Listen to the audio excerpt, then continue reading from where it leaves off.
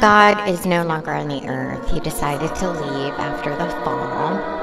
He raised the veil, took all the angels, and off the earth he went. And mankind was on his own. And mankind continued to evolve from where they were at that time. And it was very difficult. And I went into the Old Testament, did some research, and wrote down all of the direct descendants of Adam. And as you can see, people lived to nearly 1,000 years old. And the flood didn't happen until Noah. And Noah was 600 years old when the flood happened. Man had no relationship with God, nor was there any religion, until Enosh was born, several generations after Adam. And it was during his time that man finally started worshiping the Lord. Now, you have people out there that believe that the earth is only 6,000 years old. And one of the speakers that I saw is stating that it's such because when they did testing on the world's oldest tree, it was only 4,400 years old. Okay, that's fine. It might be 4,400 years old, but it was 4,400 years old since the flood. Because the flood came and destroyed everything on the earth. Plants, trees, animals, humans, whoever was on the earth at the time. So maybe the flood happened 4,400 years ago, but the earth was several thousand years old before the flood even happened, as you can tell by the ages of Adam's descendants. So now the earth is in a fallen state and imperfect, and mankind are in his mortal bodies. That is when the war between God and Satan really got underway. If there are two countries that are at war, when you capture your enemy, you put him in prison. Well, God created hell for this specific reason. And it was not created for man. It was created for the shadows. And it was created as a prison for the shadows to be chained to until the final judgment. Because mankind was now in a fallen state with full knowledge of good and evil, God crafted free will. And free will allows us each to make our own choices. Whenever you're in a war, it's all about numbers. Whose army is larger?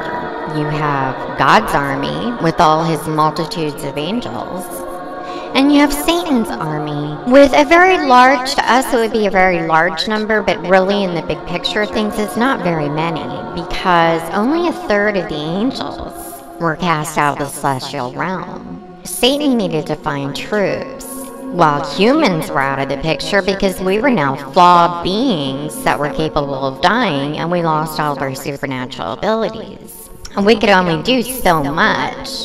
So Satan and probably many of his shadows went into a different dimension that God created, because remember that God is the creator of all dimensions and all light. So they went into this dimension and they gathered up non-human beings, different beings that God created. And these beings have the same choices that we have as humans, to either love God and be for God, or they could be for Satan. Just like there were angels in heaven that followed Satan, there was these non-human beings that followed Satan as well. And these beings left their dimension and came into our dimension, and they mated with our human females.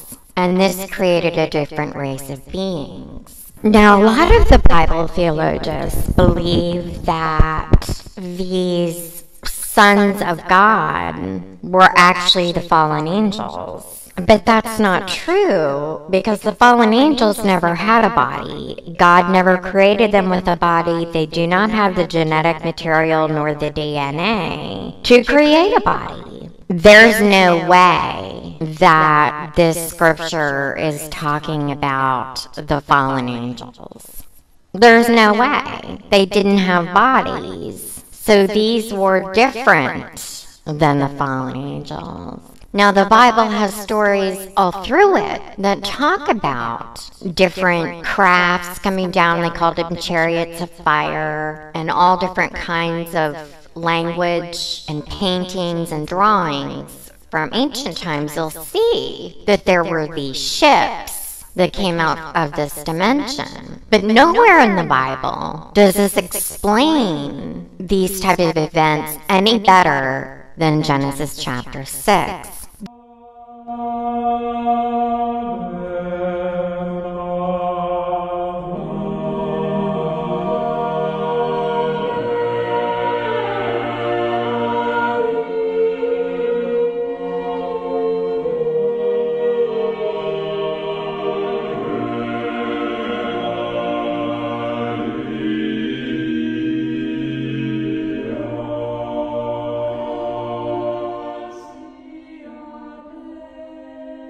These Nephilim beings were beings that inspired the ancient gods of mythology because they did have power.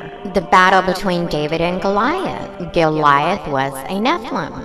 And it says in the Bible that Nephilim beings are around at the time of Noah and after. So even after the Great Flood, there was Nephilim, and there's still Nephilim. And as time went on, and as our technology grew better and better, this operation became more and more covert. But it's still going on.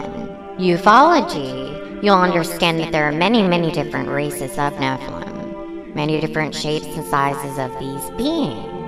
But they are all part of Satan's troops. They all are in cahoots with the shadows. They will also be judged the same way that the shadows will and that Lucifer will, and all of man that follows them.